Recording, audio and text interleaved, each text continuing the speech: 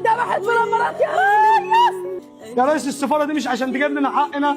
اهو يا ريس، اهو يا ريس، ينتقم منه ربنا، هات لنا حقنا منه يا ريس. استغيث بيك يا سعاده الريس. في جريمة حصلت هزت قلوب المصريين والعرب. قصة زوجة مصرية سافرت وراء حلم الاستقرار والأسرة، لكن نهايتها كانت مأساوية على يد أقرب شخص ليها. القصة بدأت في دولة الإمارات. رشا بنت مصرية عندها 27 سنة، اتجوزت من شاب إماراتي وعاشت معاه سنين وأنجبت منه 4 أطفال، وكانت بتحاول بكل الطرق تحافظ على بيتها، تتحمل الخلافات، تسكت عن المشاكل، بس عشان أولادها يعيشوا في أمان. لكن مع مرور الوقت الخلافات الزوجية بدأت تزيد والمشادات بقت شبه يومية. رشا كانت بتحاول تحتوي كل ده وتعدي الأزمات بهدوء، لكن الوضع كان بيزيد سوء. يوم بعد يوم الأسرة اتفككت بسبب المشاكل. أسرة رشا قالت إن بنتهم وصلت لمرحلة ما قدرتش إن هي تتحملها، وحررت محضر رسمي ضد جوزها في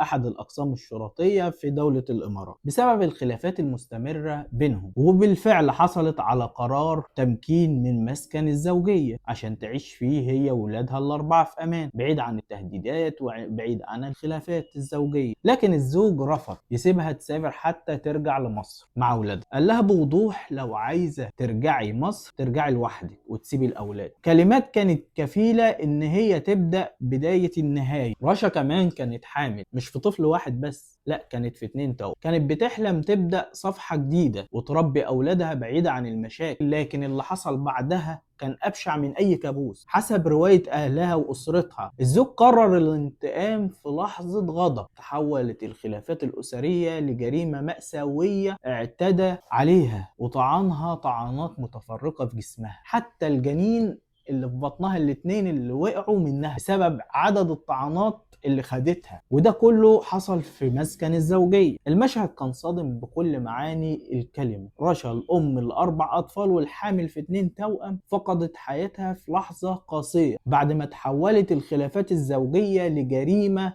أنهت حياة أسرة كاملة. الواقعة أثارت غضب وحزن كبير على مواقع التواصل الاجتماعي ومطالبات بسرعة محاسبة الجاني وإعادة حق الضحية وأطفالها. جريمة جديدة بتتفتح في ملف العنف الأسري، وسؤال بيتكرر كل مرة: إزاي الخلافات الأسرية أو الزوجية ممكن توصل لنهايات مأساوية بالشكل ده؟ وهل كان ممكن يتم إنقاذ رشا قبل ما تكون ضحية في سجل الجرائم الأسرية؟ القضية لسه مفتوحة والتفاصيل الكاملة قيد التحقيق، لكن المؤكد إن وراء كل جريمة قصة ألم وضحية كانت بتحلم بحياة أهدى ونهاية ما كانتش تستحقها. تابعونا في ملفات مفتوحة، حيث لا تبقى الجريمة مجرد خبر بل حكاية نكشف تفاصيلها حتى النهاية. أشوفكم على خير في فيديو جديد. سلام.